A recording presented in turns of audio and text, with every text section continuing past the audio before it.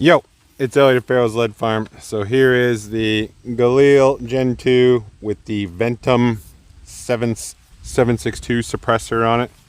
Low back pressure can. And we're just going to shoot some full house 123 grain full metal jacket. I forgot who wanted to see this video. Probably nobody. But yeah, got the microphone in my hat. We'll see how it sounds. Alrighty, ready, steady. Can you see me? Fuck it.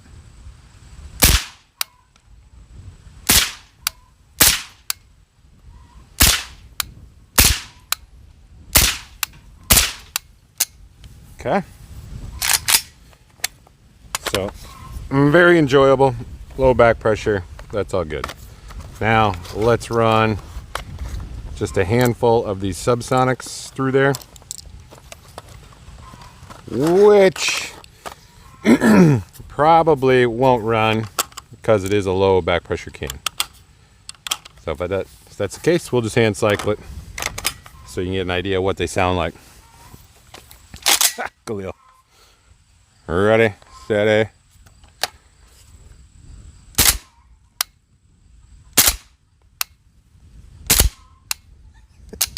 Dude. And it runs them.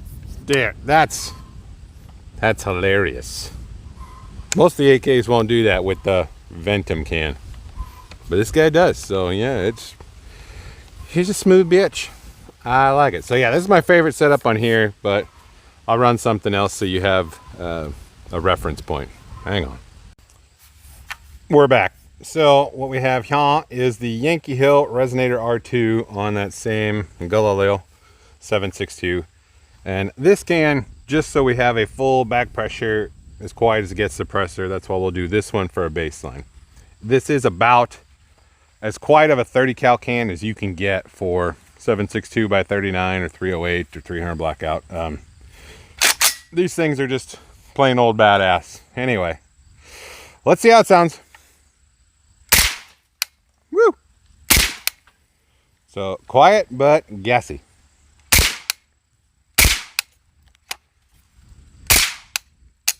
Okay.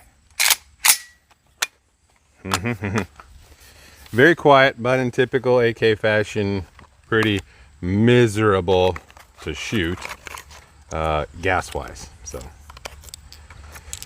well, fuck it. Let's empty that box. So these are the Brown Bear SubSonics, which I bought a pallet and a half, 2 pallets of these a few years ago. Super happy with my purchase because if you know, you know. They're kind of hard to come by these days. Pretty expensive, but I mean, for all 9 of you guys that are going to watch this, no expenses are spared because we're sponsored by Zero. So here we go. SubSonics, Yankee Hill Resonator.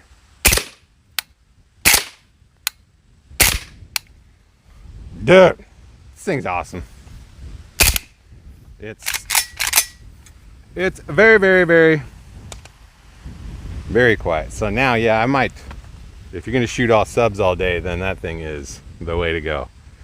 Just cycles swimmingly. All right, next up, just because you asked about it, I do have this Wolverine, and I do it for the aesthetic. So this is a 1969 AKM, and it looks cool, but this is it's almost the worst suppressor I own. You know, I mean, I guess I do have some CMMG cans. Those are pretty bad, and the B&T cans are pretty bad, but which is weird. I don't want to get in the rails, but B&T makes that SD 9mm that I love. That thing's badass, but all their suppressors kind of leave you lacking. They're not awesome. But yeah, so this guy, if you're going for the look, then let's hear what it sounds like. But does this thing even have a semi-auto? Yeah, it does. So it's pretty loud. It's way gassy.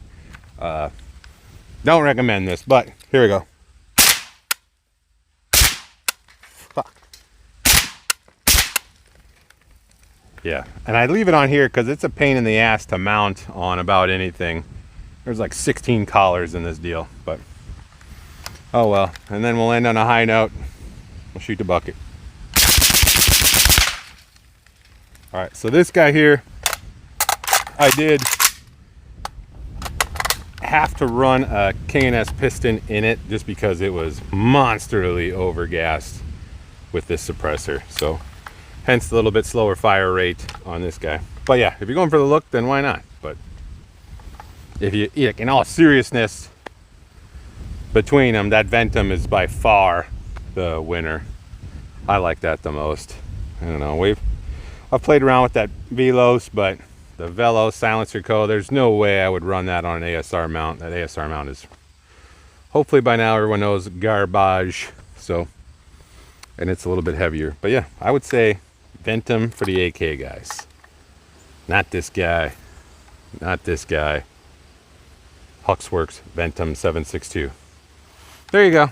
The more you know. So now, yeah, all 9 of us are up to date on that information. That is all. Carry on.